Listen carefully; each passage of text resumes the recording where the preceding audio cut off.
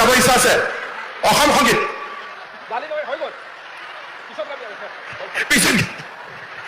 বাইদেউসকল কি খবৰ আপোনালোকৰ খবৰ কেনেকুৱা এইফালে খবৰ ৰাতিপুৱা কেইটা বজাত আহিছে কেইটা 5টা বজাত নে 10টাত আচ্ছা মই ভাল কৰি সুধি আছো কেইটা বজাত আহিছে হাতখন দাঙকচোন 10টাত 7টা আচ্ছা কোনে কোনে ৰাতিপুৱা 9টা বজাত আহিছে আৰু ৰাতিপুৱা 8টা বজাত কোনে কোনে আহিছে ৰাতিপুৱা 10টা বজাত অহা মানুহ কম 8টাৰ আগতো আহিছে নেকি কোনোবা আচ্ছা 7টা বজাত কোনে কোনে আহিছে হে ভগৱান আজি যদি আপোনালোক ইয়াত 7টা বজাত আহি পালে তাৰমানে ঘৰৰ পৰাতো 6টামান বজাতে ওলাইছে ৰাতি শুলে নে নাই কালি ৰাতি কোনেও খোৱা নাই বাপৰে আহোঁতে ঘৰৰ মানুহজন শুয়ে আছে নে উঠিছিলে ৰাতিপুৱা ঘৰত চাহ তাহ বনালে নে নাই বনোৱা আজি চাহো নাই যি নহওক মই আজি ৰাতিপুৱা দিল্লীৰ পৰা আহি আছিলো ডিব্ৰুগড়ত বহুত কুঁৱলীৰ কাৰণে মোৰ ফ্লাইটখন নামোতে দেৰি হ'ল নহলে মই আপোনালোকৰ মাজত আৰু 2 ঘণ্টা আগতে আহি পালোহেঁতেন যি নহওক আপোনালোক ৰাতিপুৱা 8টা বজাত 9টা বজাতে আহিছে আমি যিমান সোনকালে পাৰো কেইটামান কথা আপোনালোকৰ আগত কম তাৰ পিছত আপোনালোকে সুন্দৰ কৰি চেকখিনি ল'ব আৰু আপোনালোক ঘৰলৈকে যাব পাৰিব আজি চেক লৈ যাব লাগিব না চেক নললে হ'ব চেক লাগিব ঠিক আছে কাক চেক লাগিব হাত দাঙকচোন চবকে লাগিবই আজিৰ সভাত উপস্থিত সন্মানীয় মন্ত্ৰী ৰমেশ পেগু ডাঙৰীয়া আমাৰ সাংসদ প্ৰধান বৰুৱা ডাঙৰীয়া ঢকুৱাখানা সমষ্টিৰ সকলোৰে মৰমৰ বিধায়ক নৱ দলে ডাঙৰীয়া মাজুলী সমষ্টিৰ বিধায়ক ভুৱন গাম ডাঙৰীয়া সুনীল কুমাৰ পেগু ডাঙৰীয়া সোনিয়া বৰগোহাঁই ডাঙৰীয়া পৰমানন্দ চাইঙীয়া ডাঙৰীয়া চন্দেশ্বৰ গগৈ ডাঙৰীয়া ইন্দিৰা চিন্তে কুম্বান ডাঙৰীয়ানী প্ৰণৱ পেগু ডাঙৰীয়া স্বৰূপ কোঁৱৰ ডাঙৰীয়াকে আদি কৰি মঞ্চত উপবিষ্ট বিশিষ্ট ব্যক্তিসকল আই মাতৃসকল আৰু সন্মানীয় সুধীবৃন্দ মহিলা উদ্যমিতা অভিযানৰ আজিৰ সভাখন 70তম সভা তাৰমানে 126টা বিধানসভা সমষ্টিৰ আজিৰ সভাখন হ'ল 70 নম্বৰ আৰু মই এতিয়ালৈকে নিজে 58খন সভাত উপস্থিত হলো এই মুহূৰ্তলৈকে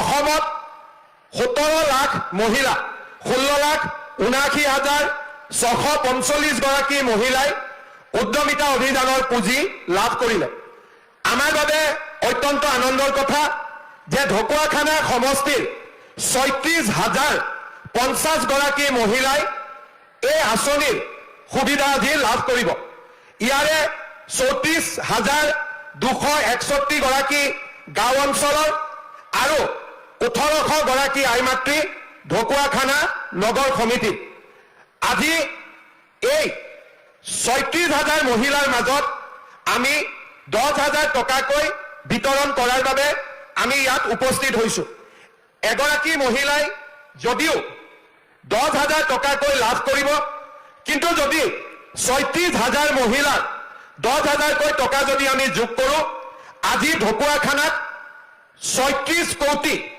18,80,000 টকা ঢকুৱাখানাৰ আই মাতৃসকলে লাভ কৰিব তাৰ মানে 36,000 মহিলা আৰু 36 কোটি টকা অসমত আমি কিমান মহিলাক এই আঁচনি দিম 32 লাখ মহিলাক আমি এই আঁচনিৰ ধন বিতৰণ কৰিম 32 লাখ মহিলাক 10,000 টকাকৈ যেতিয়া আমি দিব যাম আমাক কিমান টকা লাগিব 3,200 কোটি টকা লাগিব ইয়াৰ আগলৈকে অসমত বহুত চৰকাৰ আহিলে বহুত চৰকাৰ গ'ল কিন্তু অকল মাত্ৰ মহিলাৰ কাৰণে 3,200 কোটি টকা কেতিয়াও কোনো চৰকাৰে খৰচ কৰা নাছিলে আপোনালোকে হিচাপ কৰক 36 লাখ 32 লাখ মহিলাই আজি উদ্যমিতা অভিযানৰ পুঁজি পাব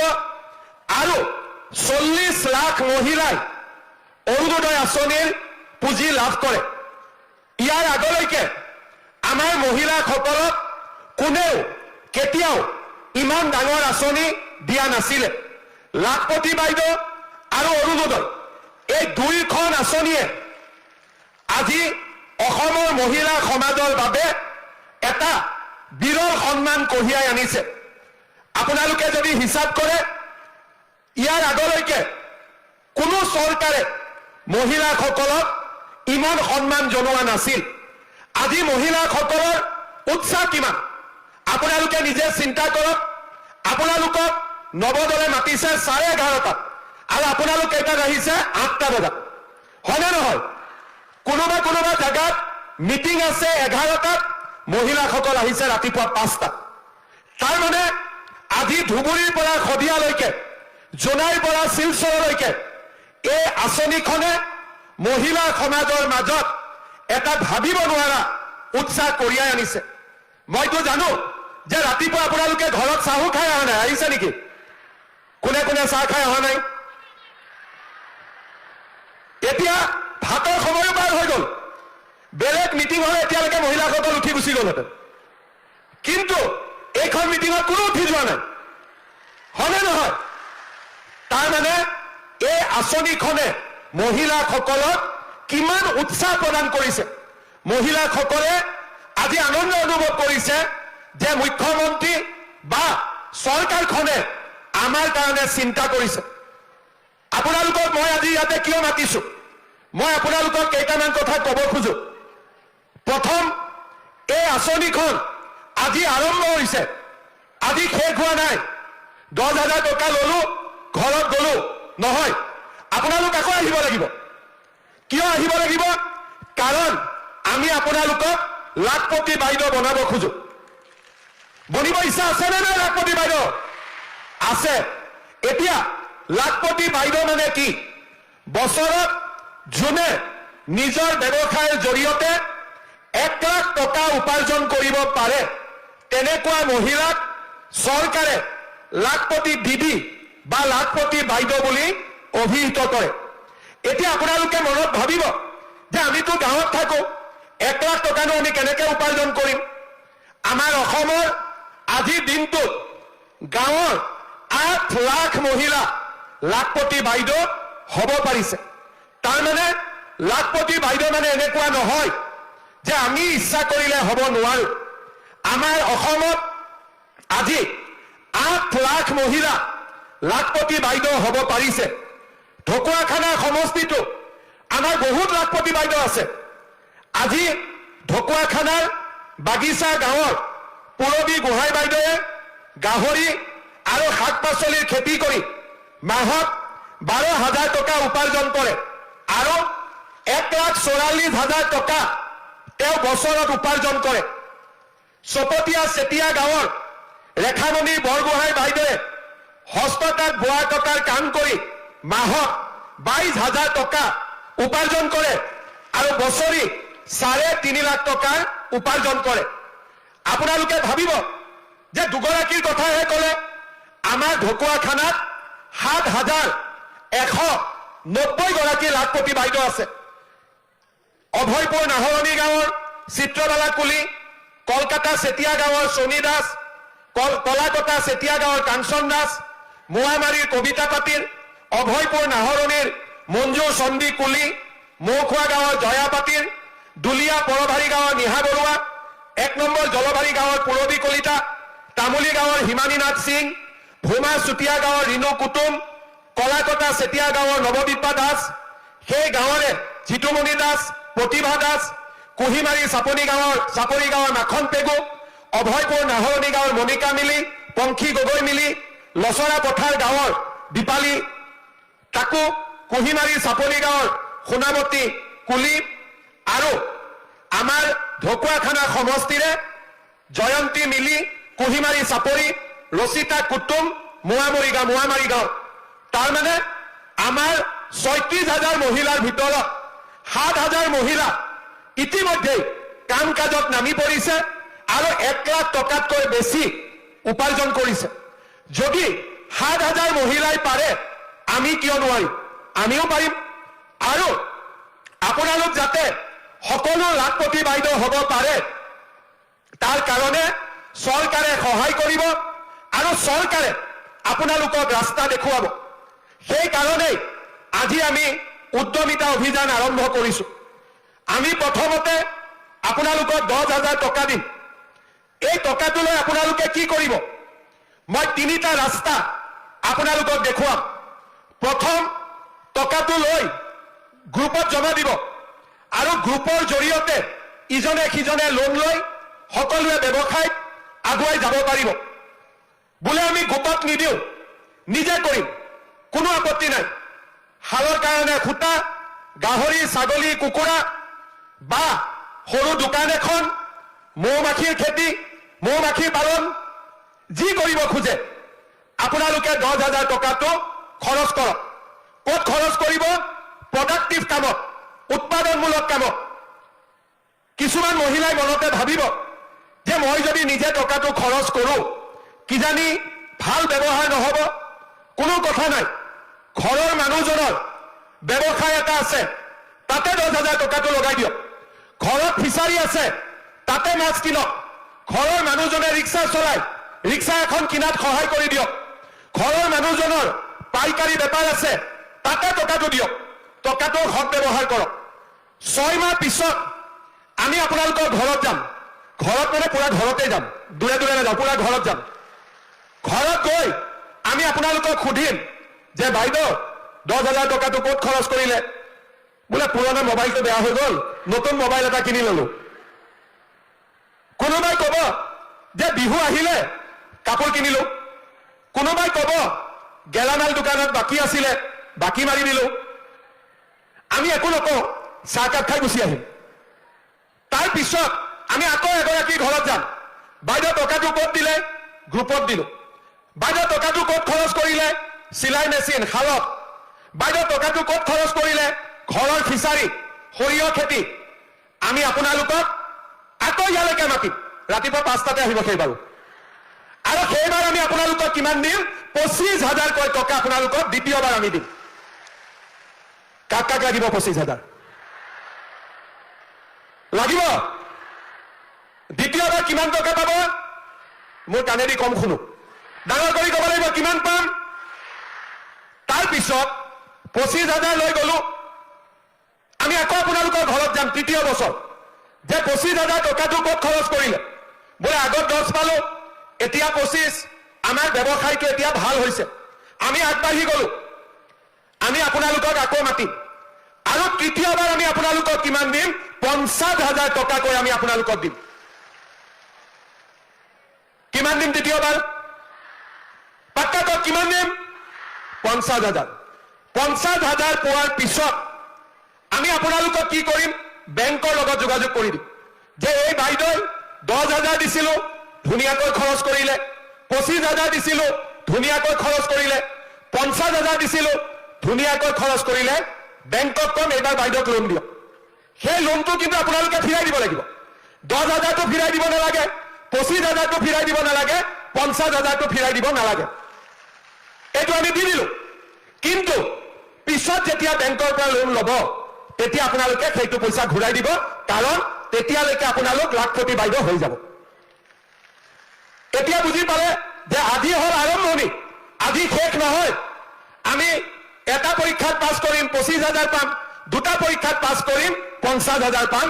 আমি লাখপতি বাইদেউ হ'ব পাৰিম।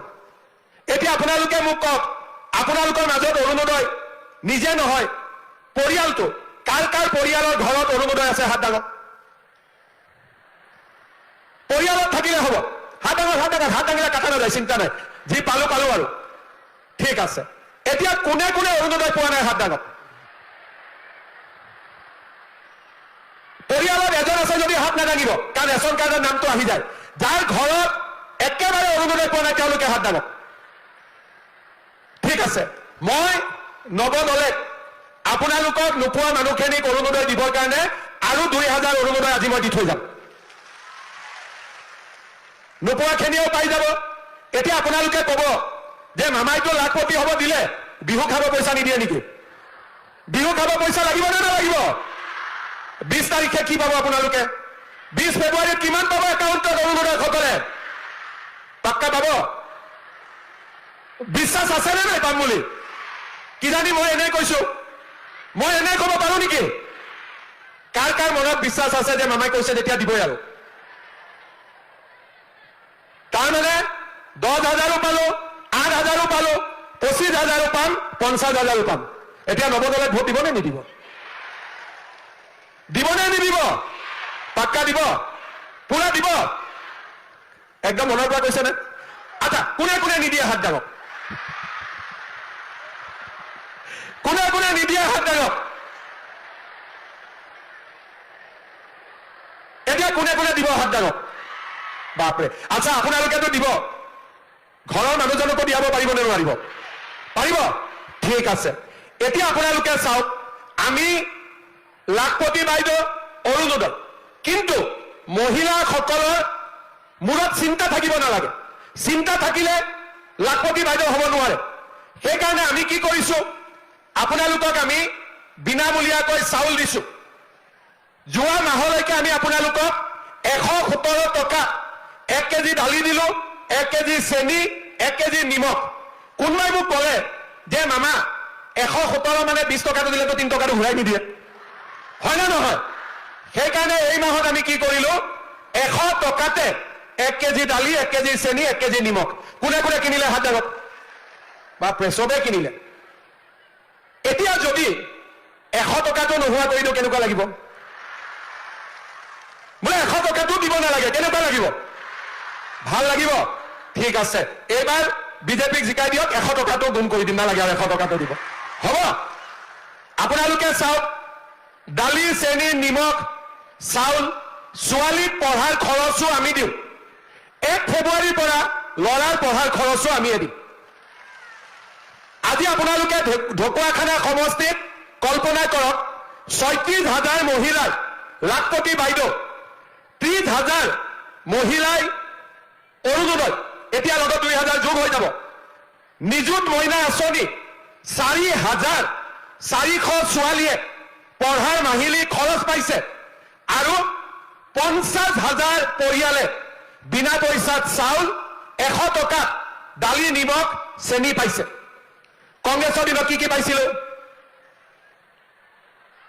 কি কি পাইছিলো? কংগ্ৰেছৰ দিনত কোনে কোনে অৰুণোদয় পাইছিলে হাত দাঙক? নাই পোৱা? কংগ্ৰেছৰ দিনত কোনে কোনে লাখপতি বাইদেউ টকা পাইছিলে হাত দাঙক? কংগ্ৰেছৰ দিনত বিনামূলীয়া চাউল কোনে কোনে পাইছিলে হাত দাঙক? 100 টকা দালি, নিমখ, চেনি কোনে কোনে পাইছিলে হাত দাঙক? মই বেয়া নাপাওঁ, হাত দাঙি দিয়ক। পালেতো পোৱা বুলিয়ে ক'ব লাগিব, মইতো কাকো নকওঁ যে মিছা ক'ব। একদম ধুনীয়াকৈ হাত দাঙি দিয়ক যোনে যোনে পাইছিলে। কোনেও পোৱা নাই? কংগ্ৰেছৰ দিনত আমি কি পাইছিলো? ধুতি, লুঙি, মনত পৰিছেনে নাই? আৰু সূতাবিলাক ওপৰৰ পৰা দলিয়াই দিয়ে, মাছ ধৰা দি কোনোবাই পাই যদি পাওক, নাপাই যদি নাপাওক। মনত পৰিছেনে নাই পৰা? সেয়া আছিলে কংগ্ৰেছ। আজি হ'ল বিজেপি। ৰাস্তা ঘাট, নামঘৰ, স্কুল, কলেজ, লাখপতি বাইদেউ অৰুণোদয়, আৰু কি ল'ৰা ছোৱালীয়ে বিনা পইচাত চৰকাৰী চাকৰি। কিমানে চাকৰি পালে বিনা পইচাত? 1.5 লাখ। দুখীয়া ঘৰৰ মানুহ, ৰিক্সা চালক, ঠেলা চালকৰ ল'ৰা ছোৱালীয়ে আজি চৰকাৰী চাকৰি পাব পাৰে। মই এতিয়া ঢকুৱাখানাত আহিছো, ল'ৰাবিলাকে মোক কৈছে মামা কামাণ্ডৰ পোষ্ট লাগে। কিয় লাগে? চবৰে মনত বিশ্বাস আছে যে মামাৰ দিনত টকা পইচা খৰচ কৰিব নালাগে, বিনা পইচাত চৰকাৰী চাকৰি পাব পাৰে। আগত কিমান দিব লাগে? দুখীয়া মানুহে চাকৰিৰ কাষে নাচাপে। এতিয়া আমি অসমত উদ্যোগ আনিছো, চাকৰি ল'ৰা ছোৱালীক বাংগালোৰ, কলিকতা, অন্ধ্ৰ প্ৰদেশৰ পৰা ঘূৰাই আনিব লাগে। আমাৰ ল'ৰা ঘৰতে থাকিব লাগে, আমাৰ ল'ৰাই ঘৰতে কাম পাব লাগে। আজি আমি অসমত ৰাইজৰ মাজত এটা আলোকৰ বন্তি, আশাৰ বন্তি আজি আমি জ্বলাব পাৰিছো।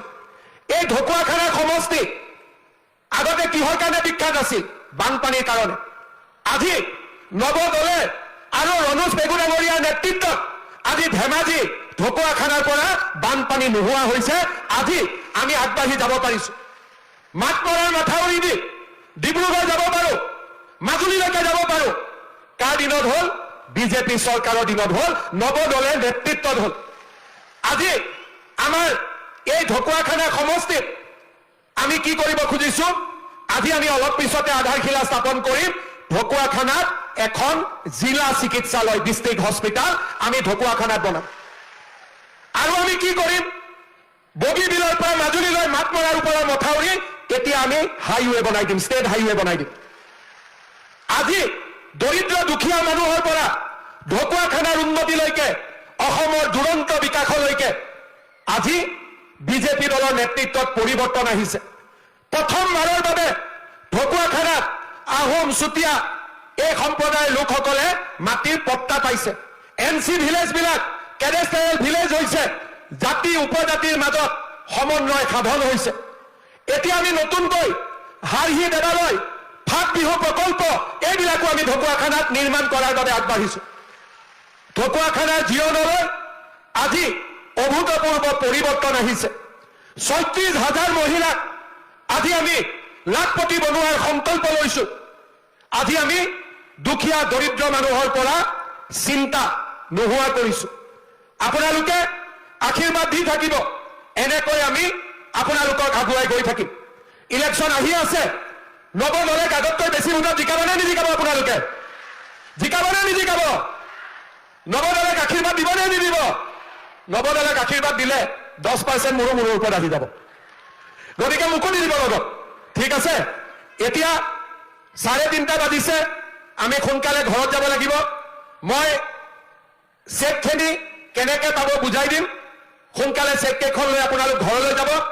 আজিৰ সভাত আত্মসহায়ক গোটৰ যিসকল সভানেত্ৰী উপস্থিত আছে হাত দাঙক, সভানেত্ৰীসকলে হাত দাঙক। বঢ়িয়া। সভানেত্ৰীসকলক মই এটা কাম দিম, আমি মঞ্চত ভিঅ বাইদেউসকলৰ হাতত চেক দি দিম। এটা ভিঅত কিমান গ্ৰুপ থাকে? 16টাও থাকে, 20টাও থাকে, 22টাও থাকে। গোটৰ সভানেত্ৰীসকল তালৈকে উঠি যাব আৰু তাৰ পৰা 10খন চেক লৈ আহিব। বাকী সকল ইয়াতে বহি থাকিব। সভানেত্ৰীসকলে আপোনালোকক চেকখিনি দি দিব। যোনে চেক আগত পায় তেওঁলোকে ঘৰলৈকে গুচি যাব। বুজি পালে? কিন্তু চেক নোলোৱাকৈ কোনো নাযাব। যদি এবাৰ চেক গাঁৱৰ পৰা ল'ম বুলি ভাবে, আকৌ 200-250 টকা ফাইন কাটি দিব মানুহে। বোলে আনোতে 200 টকা খৰচ হ'ল, 50 টকা খৰচ হ'ল, ভেজাল লাগি যাব। সেইকাৰণে কষ্টটো হৈছে, একেলগে চেকখন লৈহে যাম। কিজানি ঘৰৰ মানুহজনে আমাৰ কাৰণে ভাত বনাই বহি আছে এতিয়া। চেক লৈ নগলে কিন্তু বহুত জোকাব আজি। গতিকে চেকখন লৈ যাব। আকৌ এবাৰ আপোনালোকক ধন্যবাদ জনালো।